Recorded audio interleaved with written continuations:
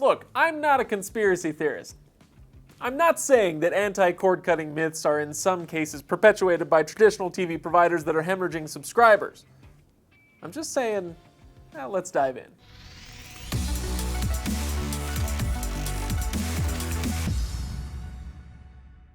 Now don't forget to subscribe, everybody, because we do a lot of giveaways on this channel. In fact, there's one going on right now. If you hit the description below, you can check that out. There's a link to that.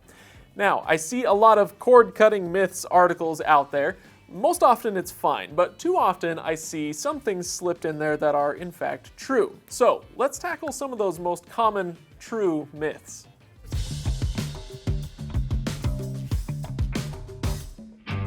This one drives me a little crazy just because it's so misleading. Are you going to save a ton of money? Maybe, maybe not.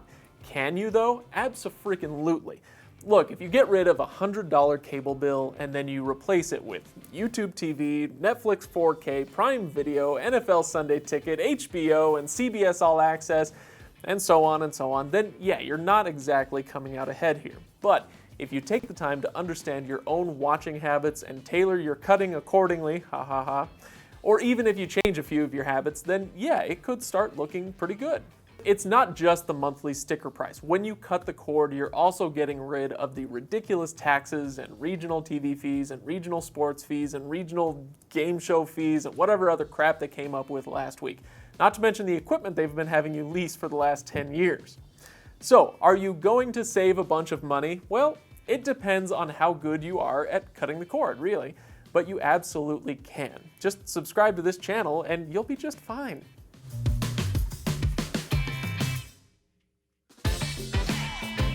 Yes, you will.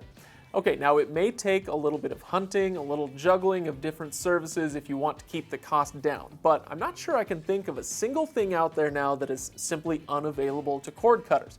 Between live TV streaming services, the big on-demand services, and apps for specific channels, everything you're watching is available after you cut that cord. The CW is a good example of this. Let's say I want to watch The Outpost. I don't even have to sign up for anything. I just have to download the CW app on my Roku or Fire TV or Apple TV or whatever, and I can watch all my favorite CW shows, commercial supported, for free. Rinse and repeat for PBS, HGTV, Discovery, Adult Swim, lots more out there.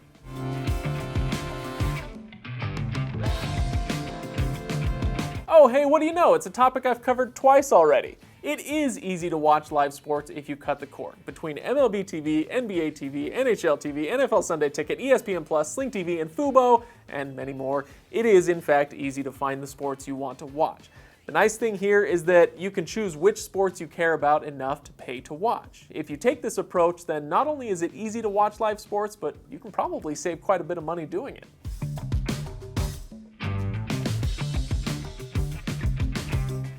Yeah, it kind of is. Or to put a finer point on it, streaming is the death of TV as we know it. AT&T, which owns DirecTV, announced last year that they've launched their last satellite. They're moving their focus away from their satellite service and toward streaming services. Now, does that mean that DirecTV will cease to exist in a year or some apocalyptic notion like that? No, but consumers are changing the way they think about TV, and therefore so are the providers. So if what we mean to say here is that this is the death of traditional TV, then I still say yes, it is, eventually.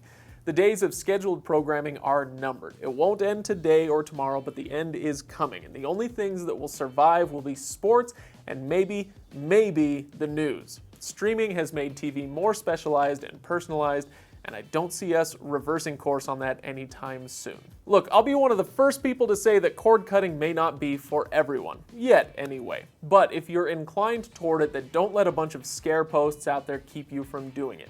It really can be liberating, both for you and your wallet. Alright, thanks for watching, everybody. If you thought this was helpful, give it a like. If you didn't, give it a dislike. Make sure you subscribe and check out the giveaways that we do on this channel pretty much constantly now. Just check the description below for that link.